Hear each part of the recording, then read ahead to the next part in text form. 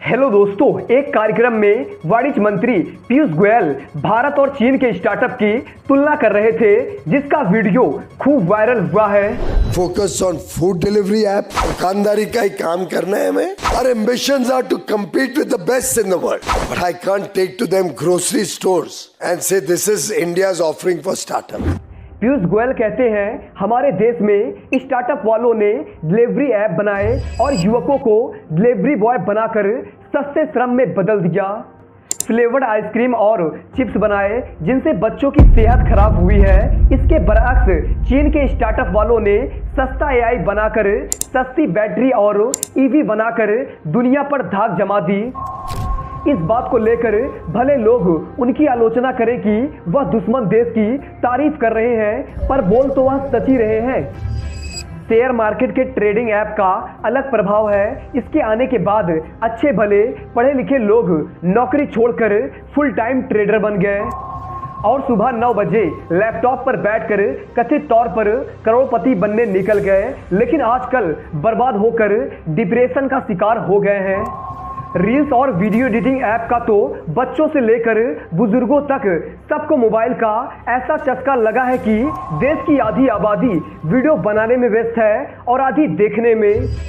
बहुत से युवक युवतियों के जीवन का एक ही लक्ष्य है, किसी तरह उनका चैनल मोनेटाइज हो जाए। इसकी तुलना में चीन को देखते हैं तो लगता है कि हमारे पड़ोसी देश के युवाओं में ऐसा क्या है जो हमारे यहाँ के नौजवानों में नहीं है।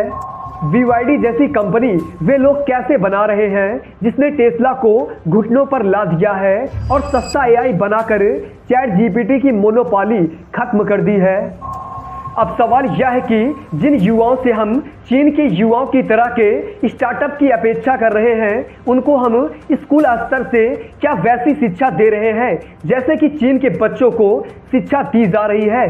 बेरोजगारी, अशिक्षा, भूख से लोग परेशान होकर अच्छे भले लोग पढ़ाई छोड़कर बच्चों का रील्स बनाने पर ध्यान दे रहे हैं तथा लोगों के पास काम न होने की वजह से समाज में अपराध व अशांति का खतरा बढ़ रहा है। हमारे युवाओं को ज़्यादा प्रोत्साहन नहीं मिला।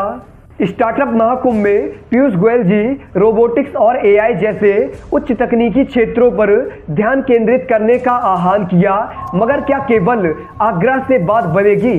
यदि भारत को टेक्नोलॉजी और इनोवेशन में अगुवा बनना है तो हमें इजराइल जैसी इनोवेशन नीतियों को अपनाना होगा। क्या आपने इजराइल की इनोवेशन पॉलिसी देखी है? इजराइल मॉडल की कई खास बातें हैं, जैसे स्टार्टअप को लोन नहीं अनुदान दिया जाता है। अगर आपका स्टार्टअप सफल हुआ तो लाभ का 3 से 5% रॉयल्टी के रूप में वापस करना पड़ेगा। अगर फेल हुआ तो कोई वसूली नहीं, कोई केस नहीं, कोई अपमान नहीं। इसे कहते हैं कंडीशनल ग्रांट, यानी सफलता पर ही पुनर्भुगतान करना होता है। और भारत में नौजवान जोखिम उठाकर इन्वेस्टमेंट करें तो उन्हें लोन के जाल में फंसा दिया जाता है और स्टार्टअप फेल होते ही घर नीलाम, कोर्ट कचहरी और कभी कभी जेल तक के चक्कर।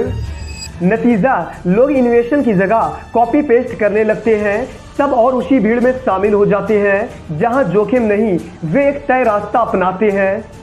यदि सरकार चाहती है भारत भी स्टार्टअप में चाइना की तरह प्रोग्रेस करे तो नेताओं को भारतीय उद्यमियों को भरोसा देना होगा, भय नहीं।